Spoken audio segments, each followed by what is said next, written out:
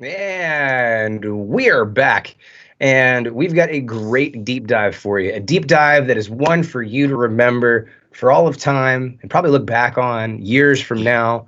This is future me watching the reclip of this video, hi, you're coming back here for some nostalgia, and that's exactly what we're talking about tonight. Nostalgia brings us back to the past and unearths the emotional memories associated with those times. Do you remember playing Donkey Kong on your N64? I do. Or maybe your parents got you the 21st century version of your Wii. Perhaps that game was your escape from reality during a dark time, or memories of playing that game with your friend remind you of simpler times. Nostalgia has been proven to make us happier by counteracting boredom, loneliness, and anxiety, reminiscing on happier times, and also making us more accepting and generous to others. Nostalgia marketing is a strategy rooted in psychology, and these processes are incredibly effective. So tonight, we're going to discuss why nostalgia sells. Before we get started, I want to just basically go through what nostalgia is. Jake, what is nostalgia for those that don't know? Like, if you're explaining to someone who didn't know what that word meant, what does nostalgia mean? Ooh, just in my own words? Yes. It's I mean, I can read you the definition, but it's that fuzzy feeling you get whenever you see something that you relate to, or it from your past that you have some sort of kind of memory tied to. I think the biggest one in gaming is always classic consoles. Like those games, while I played Mario 64. The controls are such garbage, but the only reason you play it and tough it out is because of nostalgia and how it makes you feel. And it's kind of like like you said, it helps fight against. It's been clinically proven, like through studies, to help fight against boredom, loneliness, and anxiety. Like that was something whenever we were making this topic that I kind of did a little research on and found out, because there's actually been a lot of research done on nostalgia and the effects on the brain. But that's nostalgia. What clicks in is the same reason why your friend watches The Office 100 times. Oh, yeah. They keep watching the same show and everything like that. It's something about, like, it's almost like an anchoring feeling, because you're used to it. It's familiar. Yeah. No.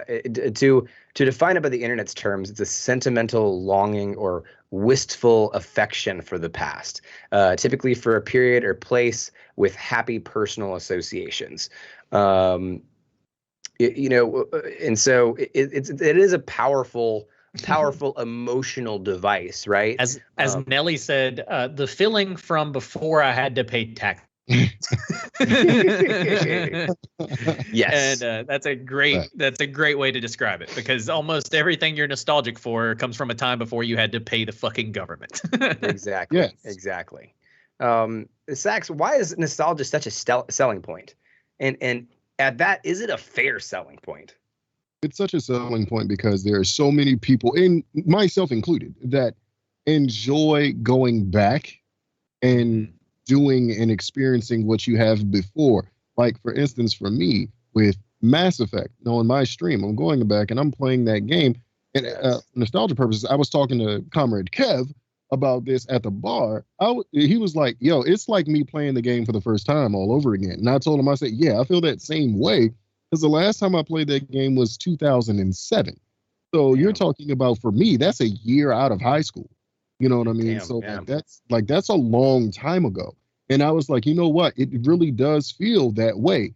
Yes, the controls are shit, just like how it is for Shenmue for me on my gaming channel on YouTube.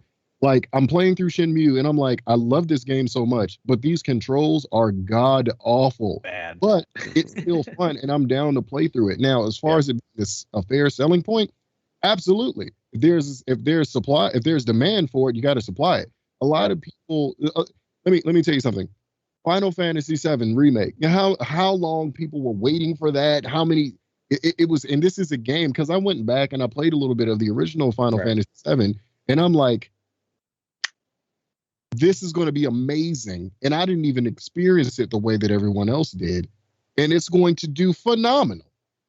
It's going to do great. And I find that it's fair. And I find that it's actually really, it's wanted, to be honest with you. Yeah, no, it is a hot seller. It is a big seller. Jake, is nostalgia a fair selling point to you? I mean, I think I think it's fair in the aspect that people want it, right? I think Yeah. it can be unfair at times that, it does play on, the happier times. Right, right. And it's also can be a little bit of a crutch. I think a lot of franchises like That's what I Disney was and kind of some of asking that. with the question. Yeah. Yeah, is I think like a lot of companies like Disney have kind of used it as a way to not be original. Yeah. Like they can just kind of like pump out a lot of things that they put out, like a new live action Lion King that's Right. called live action, even though it's all CGI somehow. But but obviously it sells. I mean, and newer to be honest, that generations, movie is literally just a better animated Lion King. it really is. It's just a computer animated. Well, yeah. A better computer, like A better animated Lion King. Exactly. And so you could boil it down to just that, and that's still true. And so I get that like a new generation needs these things, and like it's fun to introduce, younger generations to these franchises through a new medium, in a way, or through a new version of the medium in a way. But like I think I enjoy nostalgia. I enjoy buying things for nostalgia. But to call it fair, it's kind of it's definitely a cheat code. Yeah. For sure, for sure. What brands in your opinion though benefit from nostalgia the most? You talked about Disney earlier. Is Disney really the king of it? And I think that could be a fair argument that Disney is the king of it. If we're talking about one specific brand, I think Disney has definitely made the most money off of nostalgia out of any other brand. If I had to guess, it's got to be Disney. I mean, they bought Star Wars, and the first thing they did was just pump out a whole bunch of merchandise just because like people will buy it for nostalgia. But you got to give them credit. Disney also created a lot of the franchises that we have nostalgia for. So it's one of those things where like, they benefit a lot from nostalgia, but like we're nostalgic over Lion King and Aladdin and, Robin Hood and all of these kind of like movies. Well, I'm nostalgic over Robin Hood. I get it. But like so it's one of those where like I definitely think brand wise Disney, if I was thinking industry wise, it's got to be the gaming industry has probably cashed out the most on nostalgia, especially over the years. I think Nintendo is still making money from Mario even and they're making new ones, but they just even did the whole Switch port not too long ago and charged people $60 for 3 games that came out whenever they were probably children. If not even, like Mario 64 probably came out before some people viewing this was even born, and they just paid $60 for a port of it. And so, gaming is one of the big egregious ones, but I think brand wise, Disney's got to take the cake. Yeah, no, I would have to agree with you. I think that Disney is probably one of the biggest kings of nostalgia. I think Pokemon is definitely one of them as well. I think that that's one of the biggest things. I mean, Disney and Nintendo, we can throw them in there. That's the two. Yeah, they are the nostalgia kings. They are huge on nostalgia. Sax, do you think there's anybody else that needs to be mentioned on the list? The bands that benefit the most from nostalgia? I mean, you could just look at like comics in general, like like that whole situation. Okay, let's talk about it. Superman was made in 1938. Batman was made in 1939. Yeah. We are still talking about those motherfuckers today. And they're still making money today. You know what I mean? So it's there are a lot of brands that benefit from it. But if you just chug it along, like huge fucking money making franchises that are still fucking gold mines. Yeah. Like you're talking about at one time the Dark Knight was like on the list of highest grossing movie at one point, like when it came out. Like I think it was like number 2 or something like that. I think it reached number 2 or number 3 or something like that, like on the list, and that's insane, But like, when you want to talk about companies that benefit the most, yes, obviously Nintendo, obviously Disney, because then do you remember the Disney Vault? You know what I'm saying? We're gonna put this in the vault. Oh yeah, it goes in the vault. It's over, and then it comes out. We let it go. Blah blah blah. You're right. No, the Disney Vault was totally just capitalizing on nostalgia. 1,000%, man. It's like Mother's Wall. There's like an entire side of the wall that has like all of the Disney movies that are just like there, just like all in the VHS. Hell yeah. We've got a ton of them in VHS in the original kind of like, little VHS open thing. I don't even think we have a fucking VCR, but we've got a bunch of Disney movies on VHS. Exactly. Me too. Who knows what a VHS is in this chat? Yeah, I know, right? Yeah. Hey, look, I've got the Star Wars. One of my prized collectibles that I have is the original Star Wars Legendary Collection on the 3 on VHS, because I feel like that's going to be so outdated at one point that it's going to be like, oh, what's a VHS? And I'm like, I got Star Wars, motherfucker, yeah. So, but and that's something I VHS can bought. still win the format wars. I believe in it. I mean. Oh God. Which is something that I bought simply for nostalgia. I saw those at like I think a pawn shop or something like that, or not a pawn shop. It was a Goodwill, and they were at auction there. I was like, oh, I'll pay $20 for that. You know, I bet you. I was like, they were worth 50 online, so that's at least some value right there. I was at my right? grandmother's house one day, and she still has her VHS hooked up to the living room TV. Yeah. And I was like, let's see what tapes I have over here. And I had a fucking old Tom Green, Freddie Got Fingered on VHS. Wow. And my grandma was gone. No one was there. I was like, you know what? I'm going to watch Freddie Got Fingered on fucking VHS like it's 99 or whatever. And like, sure enough, did. And quality not bad. That's what I said. It's definitely, VHS is going to make a comeback, guys. It's coming back. It's coming back. What is something that you put money into simply for the sake of nostalgia? Zax. Oh man. Well, Mass Effect 1. Like, yeah, I was about to say, like, I was thinking about video games. Like, there's so many, you know what I mean? So it's like, Mass Effect is definitely one of them. Shenmue is definitely another one of them. Like, you know, Final Fantasy. I see you playing Yakuza stuff on stream that's got like N64 graphics. So like, yeah, yeah. And you're talking about, and you want to talk about the Yakuza. For me, I had never played a single one of those games until this recent one that came out, and now I'm jonesing.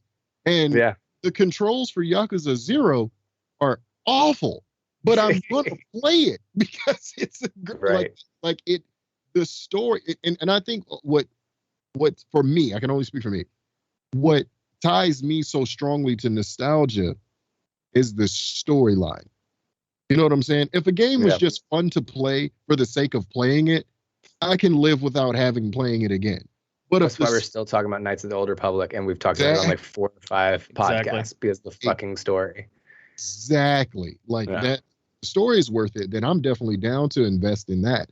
Like for sure. 100%. Yeah. I mean, something I put money into just for nostalgia. Uh-oh.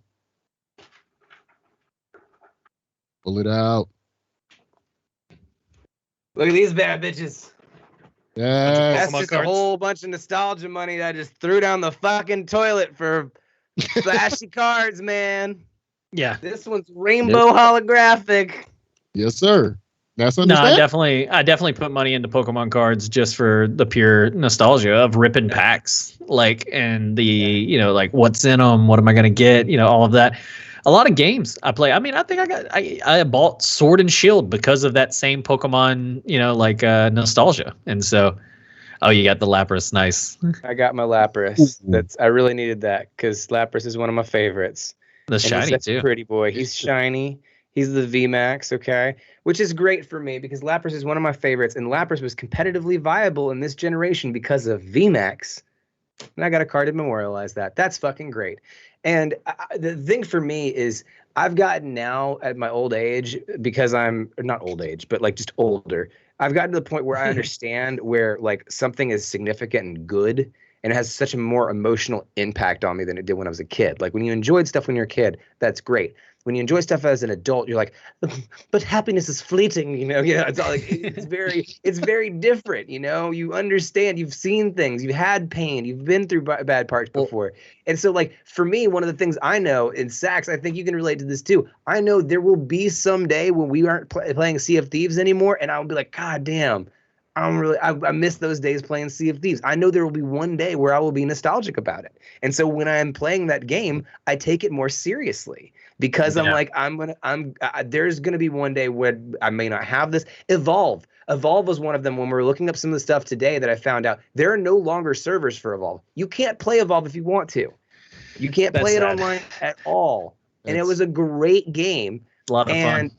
a lot of fun. And even if like there's no way to play it because there's no servers online for it. There's a fan that goes out there and makes the servers like they did for fucking, a bunch of other different games. Great. But other than that, and because they look at it as a failure because they only have those servers open for 2 years, we're probably never going to get an Evolve again. So that means that Evolve was an experience that only existed for 2 years that, some people got to experience. And that's really nice. But, that has a value. And people appropriately learn how to capitalize on that value. Yeah. And there are people that don't know how to capitalize on that value, and the thing that happens with that in that vacuum is it just makes you Jones for it even more. Right, 100%. Yeah. Do the effects of nostalgia different from generation, or is the concept, or is this a concept that surpasses generational differences, Jake? Yeah, I don't think it's any different from any other generation. I think we all can fall victim to nostalgia because of just what it is. It's a fuzzy feeling you got whenever you were younger.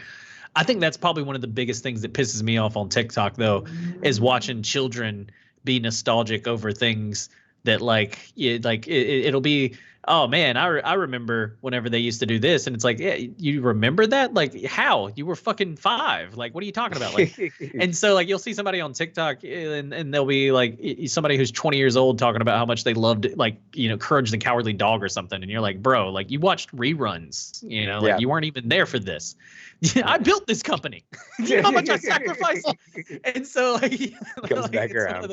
Yep. Where it's weird to see people nostalgic over things that I'm nostalgic over, but it's they may have seen like reruns of it. It's kind of like in the way that whenever we were coming up, TV Land would play old reruns of like Laverne and Shirley and Happy Days and shit like that. And so like even our generation can be nostalgic for watching I Love Lucy late at night kind of a thing, right? But like there's a generation that's nostalgic over I Love Lucy because it was the only fucking thing they had on TV, that was really at the time. And so like it's interesting to me to like see, each generation can be nostalgic over the same things, but in a different way, even, And so, but it's all nostalgia, or it's all nostalgia at the end of the day. And I think we as humans just have it, Well, the reason I say that I feel that it is different for millennials than it is other generations. I think millennials have a unique relationship with nostalgia in comparison to other generations. And that's kind of the reason why I asked that. I mean, we had the coolest shit to be nostalgic over. Well, that's true. I think that's the case, but also we were there at a time of such rapid change, and unlike Gen X, we care about shit. We're very much involved with what's going on around us. Gen X is typically apathetic about all the things that are going on around them, and they were just kind of the TV generation and grew up with whatever was on the table in front of them. So the fact that things are changing doesn't really surprise them that much. But for us, when things changed, they actually got significantly worse. There was a time period that for our generation that we can sit there and say, no, the fucking 9/11 and the economy crashed all within like a good period of time. And for a lot of us, things got a lot worse. And so being nostalgic is not just remembering the past and going back to those times because they were simpler. They really fucking were simpler. They really were better, for us. And for us to Jones after that and kind of go after that, it's because we actually want a brighter future. We want the future that we were promised during those days. And so for me, I do feel that millennials have a unique relationship with nostalgia. Sax, do you think that holds any water? I believe it does. Like I said, especially for us, because we were the age of you. I don't know if a Gen X kid knows what it means to play outside.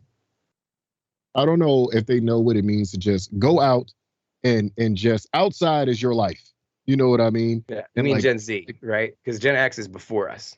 Excuse me. Yeah, Gen Z. Yeah. Oh, yeah. So you're talking about that, and like we have like the best of both worlds, if you want to say it like that, because we had to go outside, but we also had the video games that came up. You know what because I lived through the first console I had was the Genesis. And like now there's the Xbox Series X, there's a PlayStation 5 and all that stuff. So to see at the time that was a 16-bit console to what it is now, like it's out of control. And the nostalgia for like it back then, it was so much simpler to just walk to a friend's house and just sit down and just play or do something like that. It was a brighter time. It was, it was a brighter future. It was cool. Like to sit and just look at somebody and like there was more appreciation for it now. Yeah. Like you said, I believe we care a little bit more. And like you said, yeah, there were also like historical things that took place that made things, change. You know what I'm saying? Right. Now you're not just talking about the 9/11 thing and stuff. Like there was also like if you were from my area, the DC sniper. Like I live in that area. You know what I'm saying? While that was going on. So it was like there were times where things that made you grow up. Yeah. It was like we could not. I was in marching band. So like obviously we practice outside. There were days we could not go outside because there was somebody outside in the trunk sniping people. You know what I mean? So like there's stuff like that. But not that I want that back. Obviously not. But it's like when I think about some of those times, it's like it was around then. So yeah, it holds weight. Yeah, and I think I'd say that nostalgia is what got Donald Trump elected. The boomer generation was so nostalgic for a time when, like the Reagan administration, essentially, that they wanted Reagan 2.0. And so they completely, like that generation mixed with a little bit of Gen X, which also came up in the tail end of that, whole Reaganomics, thing. They all kind of like band together and got a whole dude elected off of fucking nostalgia. I mean, his whole platform was literally, I'm Ronald Reagan. Like, if you really break it down, like that's what Trump ran on. And so like, it's funny to me that like, we're talking about the power of nostalgia. One of them is like, literally, I think that got a dude elected president, it's because people were so nostalgic. I think that millennials and boomers reacted to the same kind of generational change and pointing back to different times as better times than any of the other generations. And it's funny is because like you were saying before, Jake, to connect those things. And this is why I asked this question, because I do think each of these generations, as you look at them, have a completely different view of nostalgia. Boomers go point back to a different time that they say is nostalgic, but have a very similar kind of attachment to, like millennials do, to nostalgia, to where you have the power, you can elect a president. But Gen Z, the things that they say, like, oh my, I see it on TikTok all the time with like, I was so jealous of the people that grew up in this generation. I'm so jealous of the people that grew up with this kind of music or this kind of thing. Or wish it could have been emo, or wish it could have been this kind of thing. And so they're like, in a sense, nostalgic for the things that they weren't even there for, right? Yeah. It's kind of like if you had to break this down to the stupidest of terms, right? There was a good, a bad thing that happened, and then the bad, okay? They were born in the bad, all right? And all the rest of us went through that big piece and reacted to that differently. And I feel like our reactions generationally are completely different. And Gen X just didn't give a shit about any of it. So that's how I see that. They're apathetic just all around. They're like, oh, whatever's in front of me. I could do a whole fucking show on that useless generation of like just fucking. Wow. I would agree with you, man. I would 100% agree with you. The fucking most do nothing pick me generation that like has ever existed. I'll do a whole deep dive on that one day. And then I'll do another one on Reaganomics and how Reagan's the devil. And so, but so I think there really are there are vast differences in the generations between with how at least how we use nostalgia, right? Or how powerful it is for millennials. It is a very much a big money making cash thing. Oh yeah, it's the biggest way to millennials' pocketbook. Right. Yeah, I agree. Can nostalgia alone carry a franchise? Jake. Oh man, I mean, I think it can. If look at Sonic. We're still getting Sonic the Hedgehog movies, and it's like Sega died a long time ago, right? But Sonic ain't dying because of nostalgia. We love Sonic the Hedgehog. And so it's one of those where it wasn't strong enough necessarily to keep Sega afloat, even though it should, like in a way it could have been their Mario if they really, I mean, Sega had a lot of, fuck ups, but it's just one of those where like, but the brand of Sonic himself, nostalgia's kept that guy running for a very long time. Yeah, no, I completely agree. I mean, but I don't think that, for me personally, I don't think nostalgia alone can keep things going. It's got to be fresh. I think that that's what killed the first. I think that's what killed the first Star Wars in the sequel series. You know, that first one. I mean, all I was doing was just trying to show off the Millennium Falcon as many times as they could, because every single time they could show a trailer with the Millennium Falcon in it, Gen Xers were like, "Oh, here's my money," you know, because that's just how they are about that kind of thing. But Sax, what do you think? Can a franchise alone be carried by nostalgia? Honestly, I think it's a case to case situation. Like the Sonic thing was a great point. Mario also a great, play on that. It's funny enough that the GTA series is another thing, because like when you talk about Grand Theft Auto, even when it was 2D like overhead, and then you switched over to Grand Theft Auto 3, which completely changed everything. Like it carried along. And let's talk about that success for a second. Grand Theft Auto 5 came out in 2013. Yeah. Yeah. I remember playing it in college. We're gonna let that sit for a second. That came out in 2013, and it came out for the PlayStation 3 and Xbox 360. It's 2 years away from a 10-year anniversary. Facts. And it's still Jesus. relevant. Like believe it or not. So like, if you would have had a baby when that came out, that whole baby is 8 years old right now. By the time we get the next Grand Theft Auto franchise, first or second grade, right? By the time we get the next installment in the Grand Theft Auto franchise, that kid's gonna be on their way to having a child. Grand Theft Auto has a third grader. GTA 5 is a third grader. GTA 5 is a third grader. Mm-hmm. That's it. But yeah, I don't know if it can carry it fully, but it definitely has the potential, depending upon, it's like how, like Jake said, it's got to be fresh. It definitely gives it momentum. Good. It potentially can. So yeah, because I think some folks and some franchises have grasped at nostalgia and used nostalgia as a jumping point, but then that nostalgia wasn't met with a good product. Like Duke Nukem is a good franchise that I loved as a kid. Should not have been playing that game, but I did. Right? Like we all did, right? Yeah, I'm a product of the '90s. We got exposed to a lot. But Duke Nukem, obviously, I mean, the franchise probably it's what some would consider cancelable today. But the guy was he was supposed to be a caricature of those action film big macho motherfuckers, right? And so like he was gonna say some off the wall shit.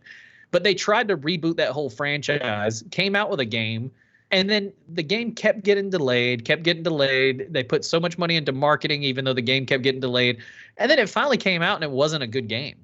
It just wasn't. And so it was one of those things where even me, as a fan of Duke Nukem, when I got the game and finally played it, it was like, this is just okay. This isn't good. This isn't even all that fun. It's not even hitting the right nostalgia points, except for every now and then a joke would land and you'd be like, oh, ha ha ha, kind of a thing.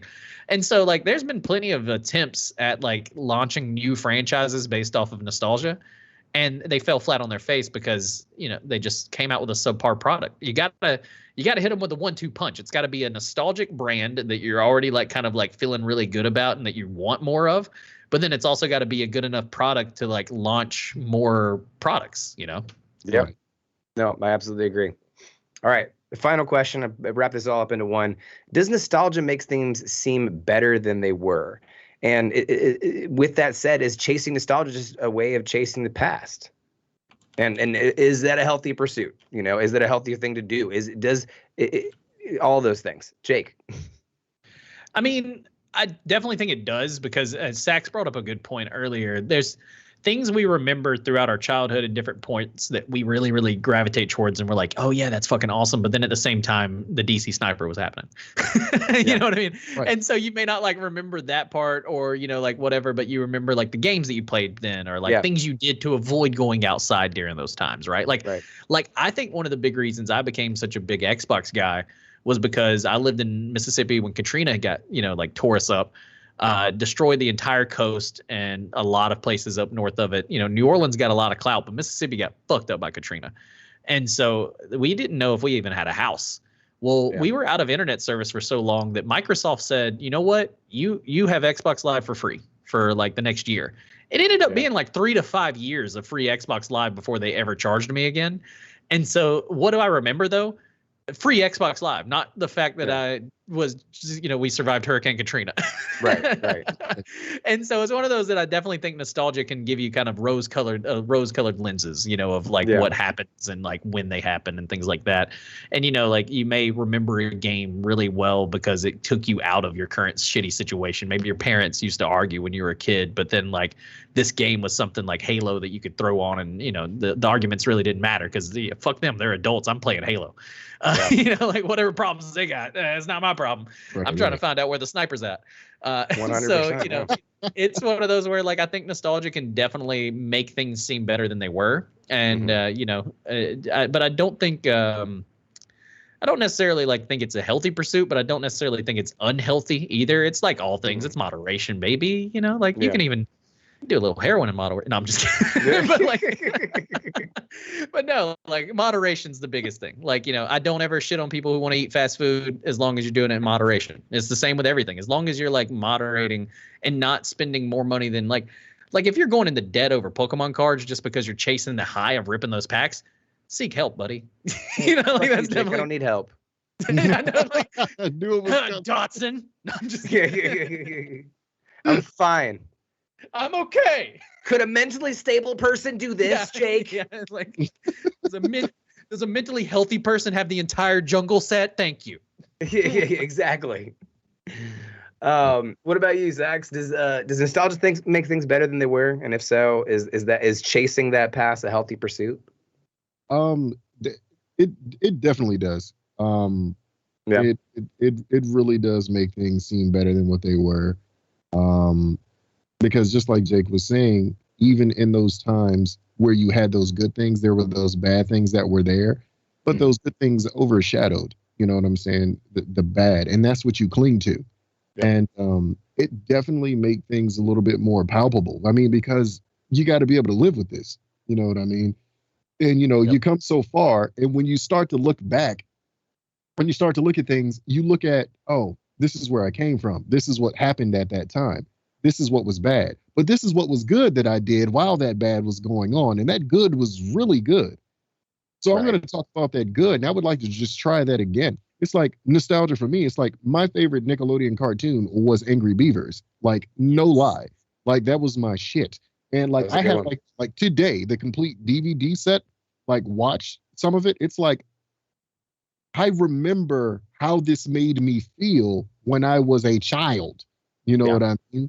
And as an adult, it don't hit the same. You know what I'm saying? It's not supposed to, because we're different. You know what I mean? Right.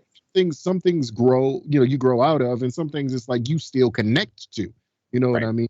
And as far as it being healthy, now, if I'm pulling from something that I was pulling from in my childhood as a grown ass man, like that's not healthy. You know what I mean? Because it's like I'm an adult now. You know what I'm saying? So like, and it's not that I can't, be whimsical and childish in certain times, but it's like I have responsibility now.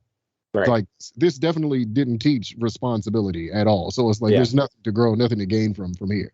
So like I said, in the moderation thing, like Jake was talking about, that's good too. But there's also things that you look back on that were actually good for you and that still hold weight now, because there could be some stuff that you looked at that you felt some kind of way about in the past. You look at it again with a different lens and it's like, wow. Even then, I got a good one for that. Yeah, I like it then, but now I like this better because I'm looking at it from a different lens. Go ahead. So, like, going back and looking at things from a different past, I feel like a lot of our generation accepts people. You see a lot of people that are younger tend to be more accepting of people for different sexualities, different genders, different ethnicities, different religions, things like that. I think that you tend, the younger you get, if you're going to go on a high level, the more accepting you'll get. And one of the things I see a lot of different medias that I think were very influential in doing things like that. Because I remember growing up, there was a lot of times where, like, for instance, a lot of racism and bigotry, there was times where like it like hit like me as a kid, and I was like, that doesn't make sense. Like, I don't understand why we're acting mean towards these people or mean towards these people. Like, I saw them yesterday in kindergarten class and they were doing just fine. Like, why are all of a sudden we're supposed to be mean towards them or shitty or whatever the case may be. And it was because you'd see a lot of the media. Like, I remember, like, Pokemon is a great example of this. Okay. in order to be successful in Pokemon, you could not have a homogenous team. If you had a team of all fucking Charmanders, you'd lose. If you had a team of all fire types, you would lose, because you needed to build off of the other's weaknesses to build the other's strengths, to build a balanced team that could get past the objectives, or at least, as you get older, you figured out you can have different tactics that you can use. But whatever the case may be, you still need different Pokemon all working together to achieve the same goal. And I was like, wow, I didn't realize how subtle that was, but that did influence how I look at things in life. And Pokemon is just one example of that, but so many examples from like media, like Rugrats gets a lot of attention as one of the media that like, if you look back at some of those episodes, you're like, holy shit, this definitely influenced my politics going into an adult, and I didn't realize it. Like, there's a lot of things that were pushed onto us as kids through the messaging that, and all of a sudden it didn't resonate with the reality that was around us. And I feel that there's a lot of us that went, there's a difference. We should be talking about the fucking difference and not just acting like, that's a fantasy thing. Maybe that's just me, but no, I think it is. I mean, there's a lot to be said about like going back and watching something. Like, I think a lot of it's funny you even said Rugrats, because I think a lot of the stuff, it's funny rewatching Rugrats. You learn to the parents are more relatable the older you get than the children. And it's the same with things like South Park. Like, South Park's been around. Yeah. It came out in 98. I was 8 years old when South Park aired its first episode. So it's something that I'm not just nostalgic over, but currently watching. Because, they still, they just had the pandemic episode not long ago. And so, like, South Park's still going, but as it's evolved over the years, I feel less and less connected to the main four and more connected to people like Randy, the dad who's just trying to pay some bills and decided that, what, fuck it, I'm just going to farm weed.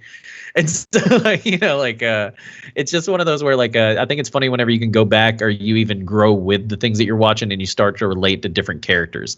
But if I can add to one thing on the healthiness, I think the reason why that's a really good question is because nostalgia actually gets super unhealthy when people refuse to take in anything new because they want to stick with so many old things. And I think that's whenever it becomes really dangerous to you just as a person too, because I see it happen a lot because I have buddies, I have friends that love to rewatch shows a lot. And I'm like, during the time you're spending rewatching that show, you could be taking in a total new show.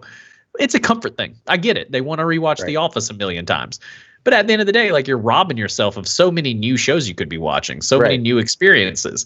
And so don't let nostalgia also rob you of new experiences. If you rewatch The Office 5 times and don't watch Parks and Rec ever, you're missing out on Parks and Rec. Or 30 Rock or any of those. There's so many of those shows, the TBS and, everything kind of like pumped out for a little while that were just fucking insanely funny, by the way. And like 30 Rock. Enjoy it because it's the same audience. Because it's the same thing. Yeah. Like, if you like The Office, you're going to like Parks and Rec. You may like one more than the other, but it's inevitable. You know what I mean? Like, it's kind of, if you don't, like fucking debate. Please, I would like to hear from you. Break it down for me why you don't like You know what I mean? Like, and here's my controversial pick. The best Office Place comedy is actually Superstore. Superstore is good, yeah. Superstore is really good. I think it's Your Pretty Face is Going to Hell, but that's a good one too. That's a good one too. Well, after we got all nostalgic